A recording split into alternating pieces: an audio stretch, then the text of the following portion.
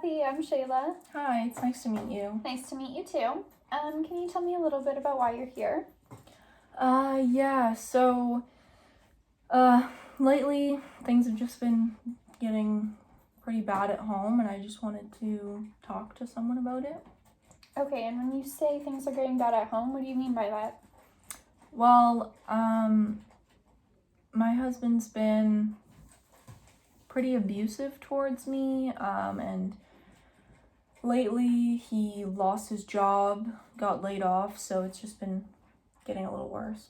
And when you say he's abusive towards you, do you mean like verbal, physical, both?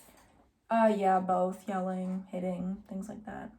Okay, and what sort of things does he say to you when he's yelling at you?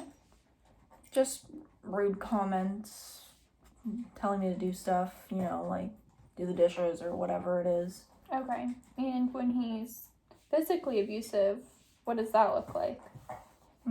Pushing, shoving, sometimes hitting, things like that. And has it ever caused any serious injuries? There was 2 occasions where I had to be hospitalized. Mm-hmm. So, yeah, those 2 times, yeah. And do you have any kids in the home? Yeah, we have 3 kids together. Okay, and has he ever been verbally or physically abusive to them? Not on purpose. There was one incident about a week ago, the day he got laid off. When he came home, he was angry, yelling at me, hitting me, and my oldest tried to intervene to protect me, and my son ended up getting hit by accident. So that was on accident? Yeah, it was by accident. And did that cause a serious injury? No, he was fine. Just a little bruise, nothing really. Okay, and that's happened any other times or no? No, just that one time. Okay, and is he verbally abusive to them at all? I mean, I wouldn't say abusive. He does yell at them every once in a while, but it's usually always just directed at me. Right. Okay. I'm gonna assess risk quickly. Mm-hmm. Have you ever feared for your life when he's physically abusive? No. I mean, there were the 2 incidences where it was more serious, but I don't think I've ever, feared for my life. It was never that bad. And has he ever threatened to seriously harm you or kill you? No, nothing like that. No. And do you ever fear for your children's safety? Oh, no, I don't think he would ever harm them on purpose. Okay, and has he ever threatened them? No, he doesn't threaten. No? Okay.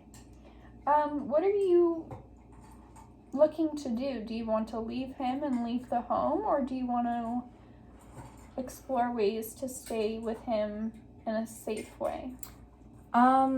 Maybe in the future, leaving him would be an option, but for right now, I mean, money-wise, I think it would just be, our best option would just be to stay at this point.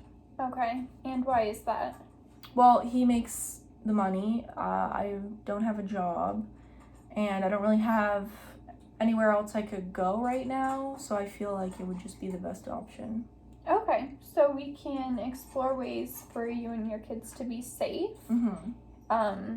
staying in the home. Okay. And then later on, maybe we can explore leaving if you wish to do that. Okay.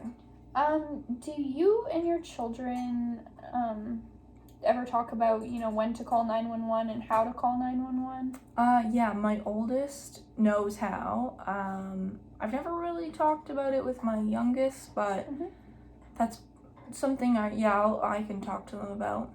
So your oldest does know how Yeah. to call 911 and when to call 911? Yeah, he does. Okay, that's great. With your younger kids, do you have a code word with them that communicates, we need to leave or call for help or anything? No, but I've never thought about that, but that is a good idea. Yeah, it's a little easier for kids to grasp something like a code word than just knowing when a situation is bad. Right, yeah. Okay, great.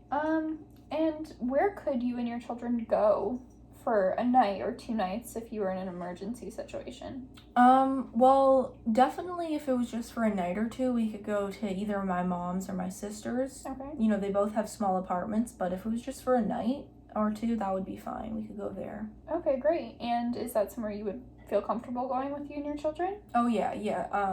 I'm really close with both of them. My kids are close with both of them, so yeah. Okay, that's amazing. Very good. Do you have your important documents and important documents of your children's on hand?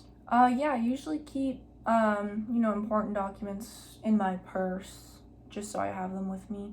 So you have all of those important documents in your purse most of the time? Yeah. Yeah, and is your purse always near you, and do you always kind of have it? Yeah, when I'm out, I always have it, and at home, it's just at the front door, so. So it'd be easy for you to access if it was an emergency? Oh, yeah. Yeah? Okay, great. And do you have any money of your own that you could have in an emergency situation? Yeah, I have a bit of cash, maybe a couple $100.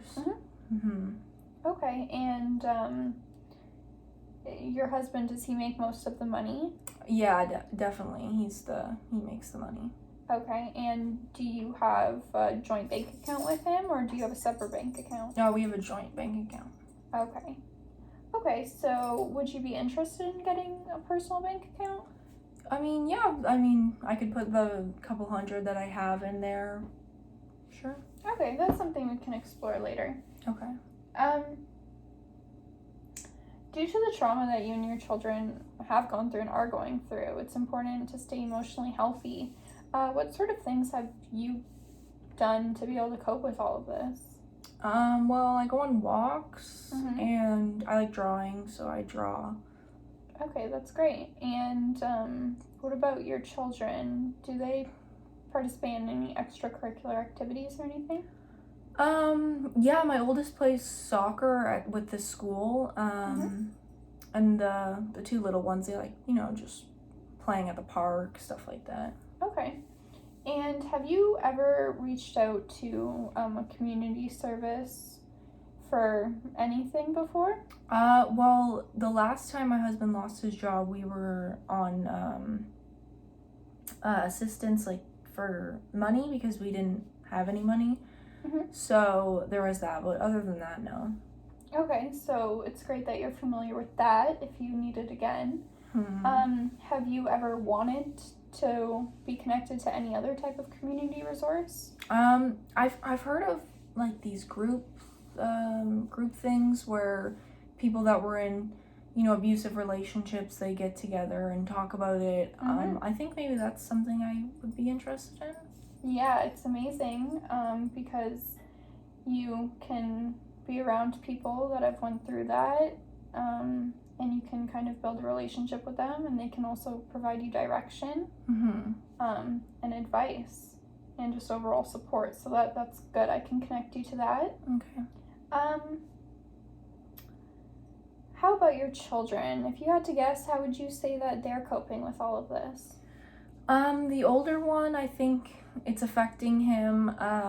He acts out sometimes. He gets aggressive and hits. He's also complaining about, stomach aches, things like that. He's missing school. So I definitely think that that's affecting him. The other two, nothing really. I haven't noticed that it's affecting them as much, but the older one, yeah.